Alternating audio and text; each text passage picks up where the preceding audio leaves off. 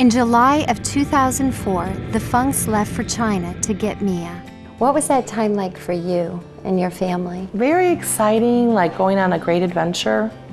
We're not travelers, and so to get a passport was new, and to go to a Far East was very thrilling. But it was exciting because we were there, once we got there, the next day we got her. What was that like when they brought Mia to you? Like having a baby. I was goofing around doing my you know, because, you know, one minute you're, you know, have 5, and the next minute you have 6, and it's all the same. It's just another way of having a baby. It was awesome. It was just, you know, tears. It was wonderful seeing her. And there's words can't even describe that feeling that you have. I recommend everybody doing it. It's wonderful. You could tell she wasn't held that much, because just by me holding her, her arms flew up, and it was too much for her, you know. But within about an hour, she was hugging me, you know, and holding on, and you could tell it was, you know, okay. As a baby, Mia had been abandoned outside a textile factory. The Funks were able to visit that location, which they called the finding place. It was hard to reach and in a very rough part of Yangzhou City. That was scary. We had to walk a pretty good distance, maybe 3/4 of a mile, maybe a mile. And as we were walking, it was frightening. I mean, at least for my wife, it was like, well, I'm videotaping as we're going. And I looked to my right, and there's a gang fight going on with a woman and guys, and the woman's bleeding on her arm. It's like, let's keep moving, let's go. It was definitely different, and I'm holding on to Mia with all my, you know, strength. And as we were walking, I was becoming intimidated a little bit, and then the Holy Spirit said to me, "Don't shudder in the darkness." Mm. Yeah, and I knew that was what that word was for. Mm-hmm. Yeah, don't shudder in the darkness, I'm here. Mm.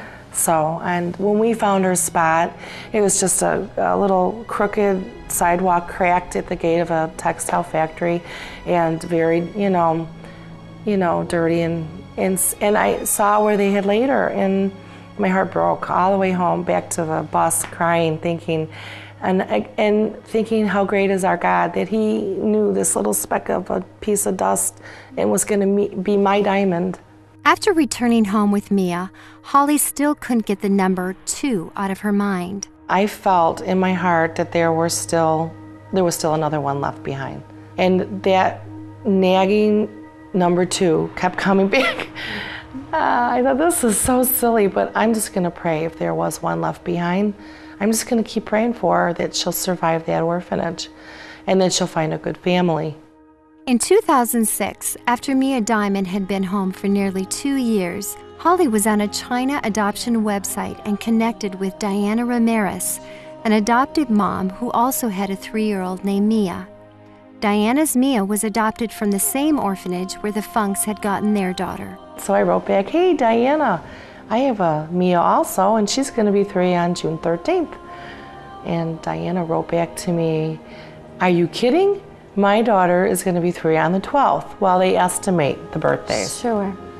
And she said, "Where was she found?" So I wrote back, "Well, at the gate of a textile factory on Pecan Street."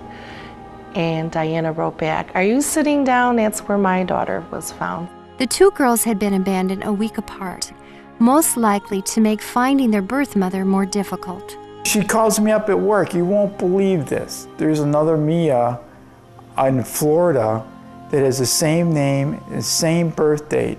I go, "You're kidding me, right? Really? She has a sister?"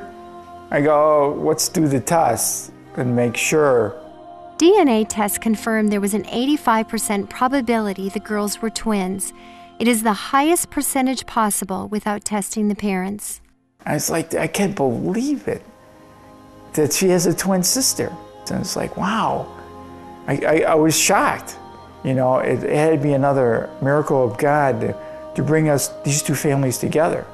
And they're a wonderful family. I couldn't ask for a better family for the other Mia. And I asked Diana, I said, "How did you get the name Mia?"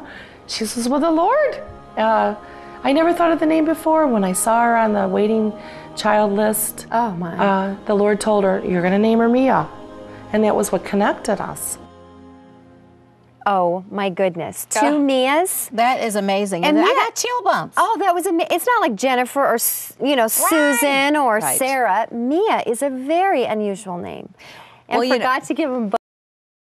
God's hand is all over this story. And actually, the reason that they didn't both show up on the same adoption list from this orphanage, they were probably dropped off a week apart or something like Right, it was that about a week. to not draw attention Right. to the parents. Right. But the Mia, Ramirez, Right. has a slight heart condition, and so she was on a special needs list, and so they didn't even see her. But see, I mean, it could have worked a different way. They could have gotten both of them, but God had a better plan. And a powerful plan for those little girls the rest How of their could they lives. ever deny God? Oh, that He had brought them together, brought them to wonderful Christian families, Yes. and what an encouragement for all And of he them. certainly did reunite these girls. They are together, which is so great. Well, coming up next, we'll get a chance to see what the first meeting was like for the two Mias and find out about the extra blessing God had in store for the Funks.